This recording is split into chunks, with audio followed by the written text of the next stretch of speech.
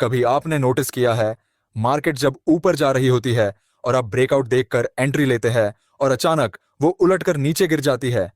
एक चार्ट पर कई बार ऐसा होता है और आप 3-4 ट्रेड्स में लगातार लॉस कर बैठते हैं।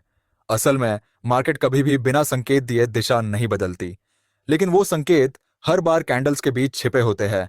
उनका नाम है BOS यानी ब्रेक ऑफ स्ट्रक्चर और CHOC मतलब चेंज ऑफ कैरेक्टर। इन दोनों को अगर आपने सही से समझ लिया तो आप सिर्फ ट्रेंड को नहीं, ट्रेंड रिवर्सल को भी पहले से पकड़ पाएंगे। यानी कि वो मूव जिसे स्मार्ट मनी पहले से प्लान करता है, आप भी उसी जगह एंट्री कर पाएंगे। तो चलिए चार्ट पर चलते हैं और सीखते हैं कि BOS और CHOC असल में कैसे काम करते हैं। पहले समझते हैं ब्रेक ऑफ स्ट्रक्चर, जिसे ट्रेंड की धड़कन भी कहते सकते हैं। चार्ट पर ध्यान दीजिए, मार्केट लगातार हायर हाई और हायर लो बना रही है। हर बार जब प्राइस पिछले हाई को तोड़ती है, वहां होता है एक ब्रेक ऑफ स्ट्रक्चर। अब इस ब्रेक को कई लोग सिर्फ ब्रेकआउट समझते हैं, लेकिन असल में यह ट्रेंड कंटिन्यूएशन का सबसे बड़ा कंफर्मेशन होता है। जब मार्केट अप ट्रेंड में होती है, तो हर नया हायर हाई एक BOS होता है। यह बताता है कि बायर्स अब भी कंट्रोल में है और स्ट्रक्चर अभी भी बुलिश बना हुआ है। अब यही कॉन्सेप्ट डाउन ट्रेंड में उल्टा होता है, जहां हर नया लोअर लो एक BOS होता है, मतलब सेलर्स मार्केट पर हावी है। लेकिन ध्यान रखिए, हर BOS के साथ एक ट्रैप भी होता है। स्मार्ट मनी ट्रेडर्स अक्सर फेक BOS बनाते हैं ताकि रिटेल ट्रेडर्स गलत एंट्री ले लें। जैसे ही आप चार्ट पर ब्रेकआउट देखते हैं और एंट्री करते हैं, मार्केट एकदम से उलट जाती है, क्योंकि वो फेक BOS था, असली नहीं। इसलिए BOS को समझने से पहले आपको स्ट्रक्चर कॉन्टेक्स्ट समझना जरूरी है। अब आते हैं असली गेम चेंजर पर, चौकेच यानी चेंज ऑफ कैरेक्टर, रिवर्सल का पहला संकेत। यह वो पल होता है जब ट्रेंड पहली बार कैरेक्टर बदलता है, यानी मोमेंटम पलटता है। चार्ट पर देखिए, मार्केट हायर हाइज बना रही थी, फिर एक लो बनता है और अगली बार प्राइस उस लो को तोड़ देती है। यही है आपका पहला CHOCH।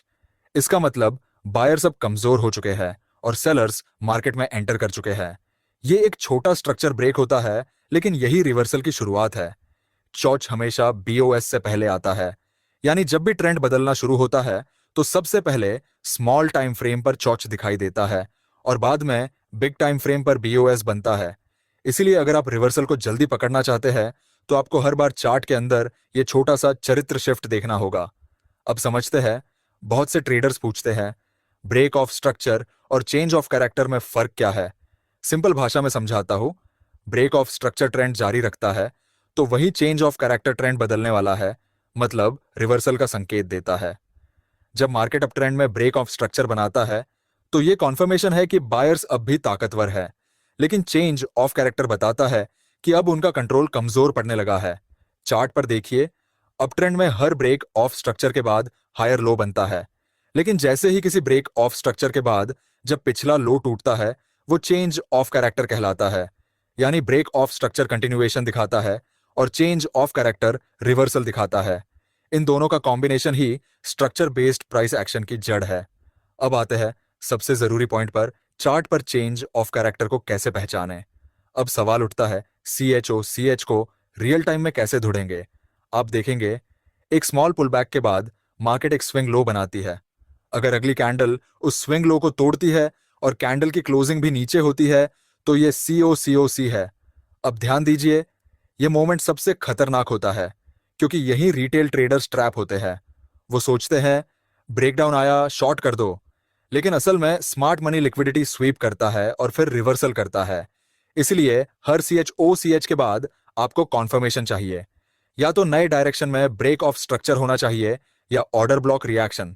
चलिए अब देखते हैं ऑर्डर ब्लॉक्स और चेंज ऑफ कैरेक्टर का कनेक्शन। अब यह आता है वो हिस्सा जहां प्रो ट्रेडर्स पैसा बनाते हैं।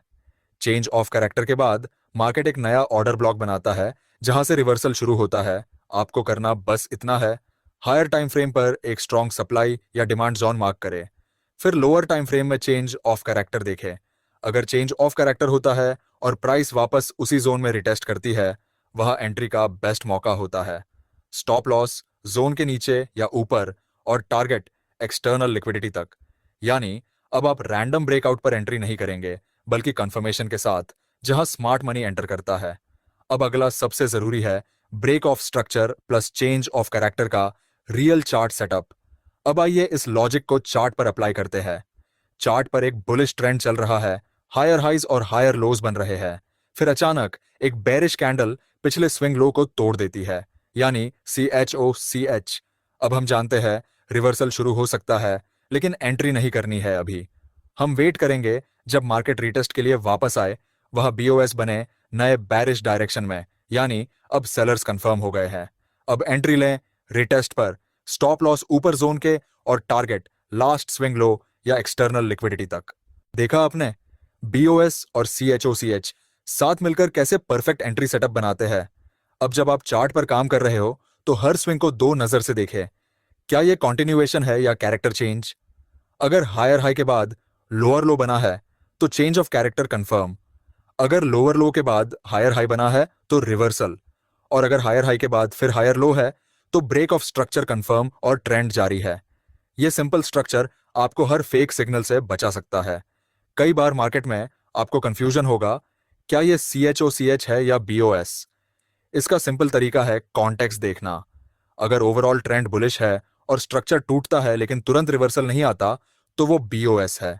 लेकिन अगर स्ट्रक्चर टूटने के बाद मोमेंटम भी पलट जाता है, यानी कैंडल्स डायरेक्शन बदल देती है, तो वो COCH है।